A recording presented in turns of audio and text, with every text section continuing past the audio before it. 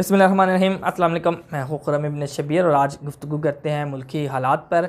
जो इस वक्त पाकिस्तान के हालात चल रहे हैं, पेट्रोल की कीमत बढ़ रही है, डॉलर जो है वो ऊपर जा रहा है और उसके बाद जो हुक्मरान हैं हमारे वो आवाम से कुर्बानी मांग रहे हैं। कुछ निकात मेरे पास मौजूद है, मैं आपकी खिदमत में पेश करता हूँ कि हर दफ़ा आवाम को ही कुर्बानी का बकरा क्यों बनाया जाता है।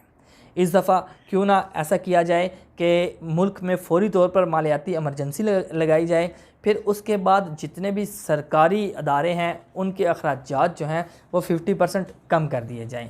फिर उसके बाद जिन जिन अदारों को, जिन जिन अफसरान को फ्री पेट्रोल मिलता है, फ्री बिजली मिलती है, उस पर पाबंदी लगा दी जाए, वो उनको ना दिए जाए, उसके बदले उनसे बिल लिया जाए। जितना वो पेट्रोल या बिजली इस्तेमाल करे इतना वो बिल अदा करें। उसके बाद 1300 सीसी गाड़ी जो है उस पर भी पाबंदी लगा दी जाए। हुकूमती तौर पर जो इस्तेमाल की जाती है उस पर भी मुकम्मल पाबंदी लगा दी जाए। फिर प्रोटोकॉल जो है उसको थोड़ा महदूद किया जाए, एक से ज़्यादा प्रोटोकॉल पर पाबंदी लगा दी जाए। सिक्योरिटी गार्ड्स जो हैं वो कम कर दिए जाएँ, उस पर भी पाबंदी लगा दी जाए। फिर उसके बाद जो ब्लू बुक के अहदेदारान हैं, इनके अलावा कोई भी अगर सिक्योरिटी अपनी रखना चाहता है तो वो अपने अखराजात पर रखे, उसे सरकारी तौर पर कोई भी ख़र्चा ना दिया जाए। फिर उसके बाद जितनी भी मीटिंग्स हैं, जितने भी दौरे हैं उनको महदूद कर दिया जाए। मीटिंग सारी जो है वो वर्चुअल कर दी जाए, ऑनलाइन कर दी जाएँ। फिर इसके बाद जो TADA है उस पर पाबंदी लगा दी जाए, उसको ख़त्म कर दिया जाए। फिर इसके बाद तमाम मल्टीनेशनल कंपनियां जो हैं उनको, उनके जो दफातर हैं वो नेशनल ग्रेड पर हैं, उनको सोलर सिस्टम पर मुंतकिल कर दिया जाए। फिर इसके बाद जितने क्या नाम है आवाम है और घरेलू सतह पर सोलर सिस्टम जो है उसकी परमिशन दी जाए और उसके लिए फ्री सूद जो है वो फ़ंड दिए जाएँ ताकि उस पर जो है आवाम जो है मुंतकिल हो, तो फिर बिजली का जो बहरान है उस पर भी काबू पाया जा सके। फिर उसके बाद जो सरकारी टाइम है, दफ्तर के जो टाइम हैं उसमें 2 घंटे इजाफ़ा कर दिया जाए और जुम्मा हफ्ता इतवार 3 छुट्टियां जो हैं वो मुकर्रर कर दी जाएँ, कुछ अरसे के लिए कर दी जाएँ। उस पर यह है कि फिर बिजली तवानाई को बचाया जा सकता है।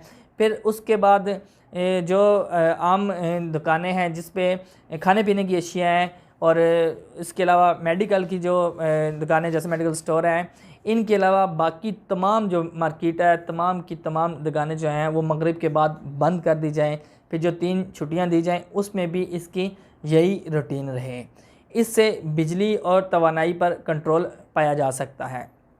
फिर इसके अलावा जो फ़ौज है हमारी, इस फ़ौज के कुछ ऐसा बजट भी है जो दिफाई बजट नहीं है, उसके अलावा जो बजट है उसमें 30% कमी की जाए। फिर उसके साथ जो अफसरान बाला को जो TADA मिलता है उस पर भी पाबंदी लगाई जाए।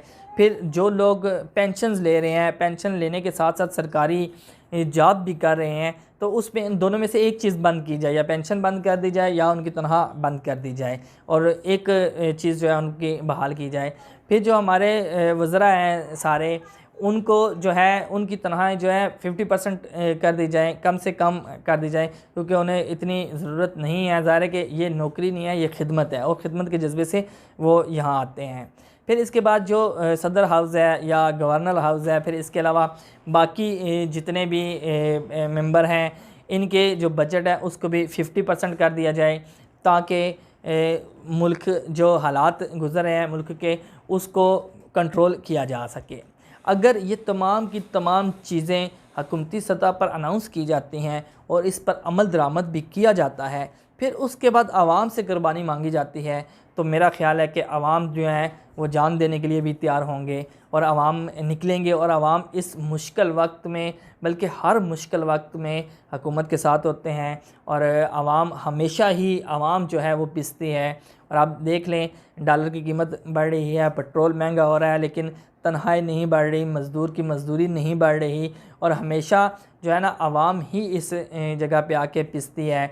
आज ये भी ऐलान हुआ कि 30% जो अद्वियात हैं उसको भी बढ़ा दिया गया है। अगर ये सिलसिला चलता रहा तो बहुत ही नुकसान होगा। आवाम के साथ साथ हुक्मरान भी कुर्बानी देंगे तो तब हम अपनी पुरानी पोजीशन पे बहाल होंगे। इजाज़त चाहूँगा। अल्लाह हाफ़िज़।